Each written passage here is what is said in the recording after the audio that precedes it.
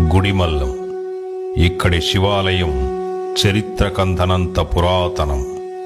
ఇక్కడ వెలసిన శివలింగం ఎందరో శాస్త్రవేత్తలకు అంతుచిక్కని బ్రహ్మ పదార్థం.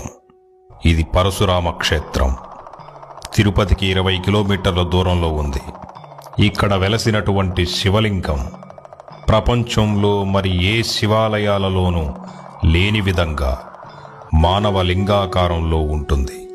పరశురాముడు తన తల్లి తలను నరికిన పాపానికి ఈ క్షేత్రంలో తపస్సు చేసి తన పాప ప్రక్షాళన చేసుకున్నాడన్నది స్థల పురాణం.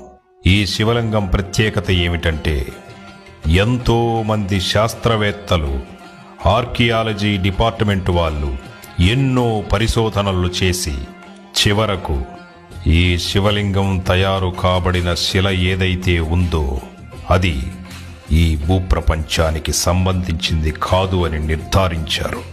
ఈ ఆలయం అన్ని శివాలయాల్లాగా ఉండదు. దీని నిర్మాణమే చాలా ప్రత్యేకమైన శైలిలో ఉంటుంది. ఇందులోని శిల్ప సంపద అద్భుతంగా జీవం ఉట్టిపడుతూ ఉంటుంది.